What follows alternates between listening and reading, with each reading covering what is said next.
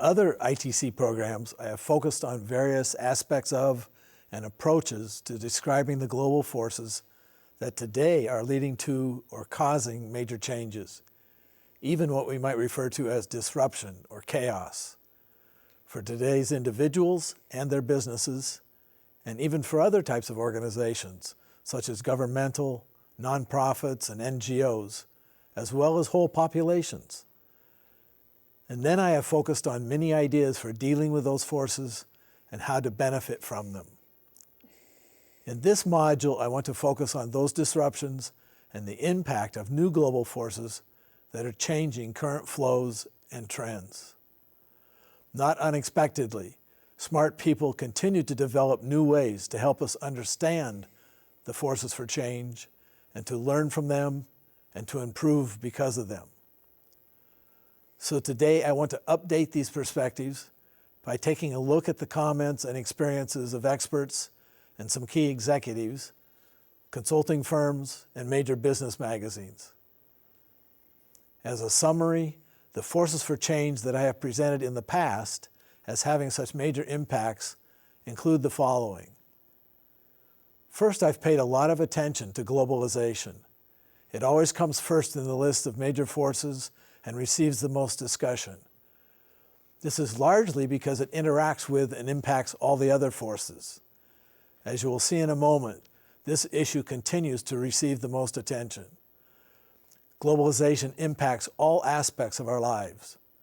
For example, we can now communicate globally with computers and cell phones. Music and movies are produced and performed globally. Products are manufactured and sold globally. Services of all kinds are available globally. Cars and airplanes are manufactured and sold and used globally. We travel globally. Clothing fashions are viewed and sold globally. Restaurants offer foods and cuisines from around the world. Television programs, including news, are broadcast globally, and so on. The extent of globalization, the numbers of people interacting around the world, and the numbers and types of organizations that buy, sell, and consult with each other globally only increases. What used to be the purview of developed country multinationals is now also becoming fertile ground for small entrepreneurial businesses from all countries. The second force I have discussed is technology and its rapid and revolutionary changes. Technological innovation and impact constantly increases with revolutionary changes in every discipline of study. The third force I've always discussed involves the new impacts of demographic change. Demographics are changing country populations in ways never seen before, and thus having huge impacts on everything from schools to health care, to religion and religious institutions, to families, to the organizations that employ and sell to a country's population. Aging populations may provide one of the most profound of demographic changes, but increasing racial and ethnic diversity, huge uneducated and or unemployed young populations, gender differences in behavior and treatment all lead to major disruptions in economic behavior and cultural and political values as well. Fourth, I have argued that what seems like new pressures for smaller government and less government through privatization of government programs is changing attitudes about the proper role of governments and other political values around the world. Fifth, new sources of wealth through knowledge, innovation, and entrepreneurship, instead of based on land and physical inventories, is creating new wealthy classes and middle classes, and also leading to changes in the sources and exercise of the power that comes with this new wealth. And sixth, I have argued that due to the impacts of the first five forces, particularly globalization, today unexpected and unpredicted natural disasters such as earthquakes, tsunamis, monsoons and hurricanes, floods, rising ocean water levels, loss of glacial water sources, and extensive air and water pollution, etc., are having unprecedented global impacts. Disasters in the past only had local impacts. Today often impact almost every country. I don't want to argue that these forces are diminishing in impact or importance, but in the last couple of years, a number of authors and consulting firms have been re-examining the kinds of trends presented by these forces. McKinsey & Company, one of the largest international management consulting firms, just published a new book titled No Ordinary Disruption, in which its authors explain their view of global forces that they say are breaking all the trends, such as those I just outlined. The age of urbanization. The first trend these authors describe is the shifting of the locus of economic activity and dynamism from North America and Europe and their large enterprises to emerging markets like China and to cities within those markets. These emerging markets are going through simultaneous industrial and urban revolutions, shifting the center of the world economy east and south at a speed never before witnessed. The headquarters of the world's largest firms are increasingly located in Asia, Latin America, and the Middle East, not North America and Europe. Perhaps equally important, the locus of economic activity is shifting within these developing markets to their urban centers.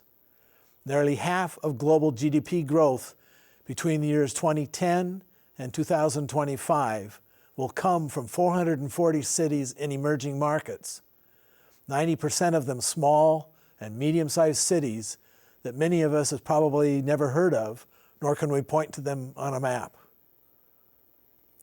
The second force developed by McKinsey is the acceleration of technological change.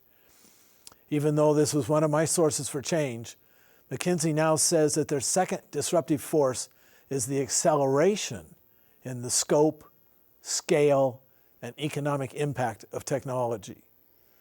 McKinsey points out that technology, from the printing press to the steam engine and the internet, has always been a great force in overturning the status quo. But the difference today is the sheer ubiquity of technology in our lives and the speed of change based on technology. As fast as innovation has multiplied and spread in recent years, it is poised to change and grow at an exponential speed beyond the power of human intuition to anticipate. Entrepreneurs and startups now frequently enjoy advantages over large established businesses. The furious pace of technological adoption and innovation is shortening the life cycle of companies and forcing executives to make decisions and commit resources much more quickly. The third force involves responding to the challenges of an aging world. Of course, we all know that the human population is getting older rapidly. Fertility is falling, and the world's population is graying dramatically.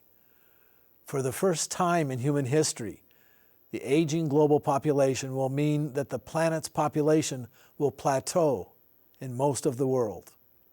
By 2013, about 60% of the world's population lived in countries with fertility rates below the replacement rate. This is a sea change.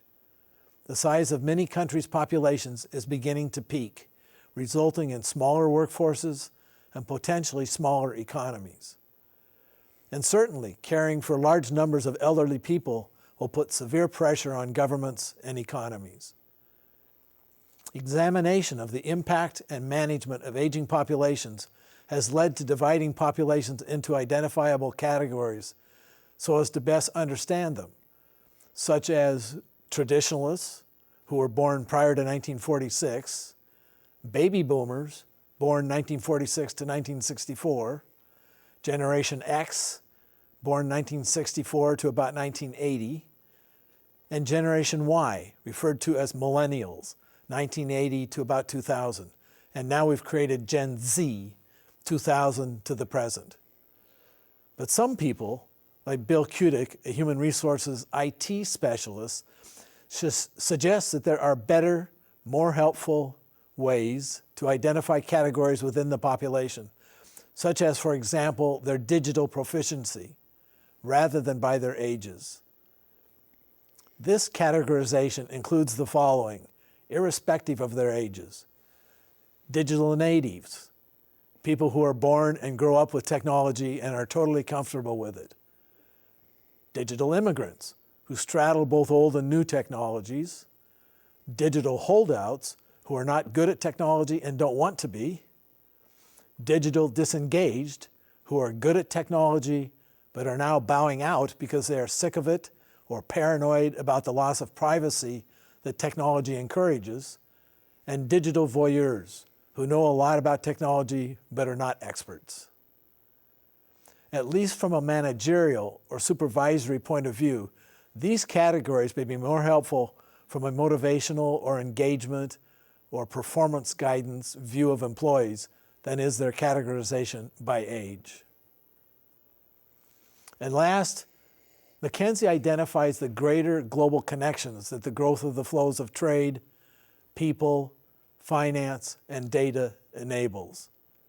This final disruptive force, as described by McKinsey, is the degree to which the world is much more connected through trade and through movements in capital, people, and information, data, and communication. In recent decades, there has been a major shift in the nature of global flows. Instead of a series of lines connecting major trading hubs in Europe and North America, the global trading system has expanded into a complex, intricate, sprawling web. For example, Asia has become the world's largest trading region.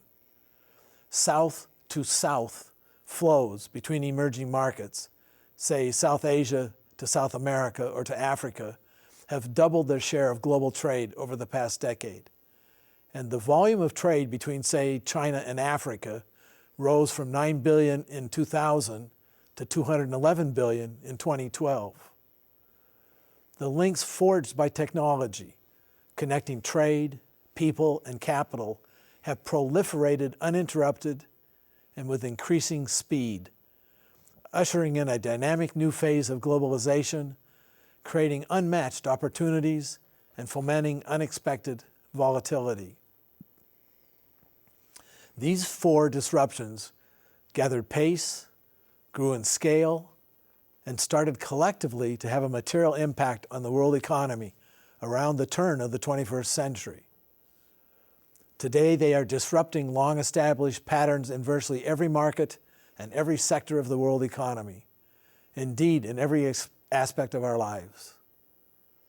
Everywhere we look, they are causing trends to break down, to break up, or simply to break. The fact that all four are happening at the same time means that our world is changing radically from the one in which many of us grew up, in which we prospered and formed the intuitions that are vital to our decision-making, to a new world of chaos and disruption. I will pursue and expand on this line of thinking in another module, discussing the consequences and lessons for managers around the world. Thank you. Thank you for your presentation. Let's now go to Module 2 of this program.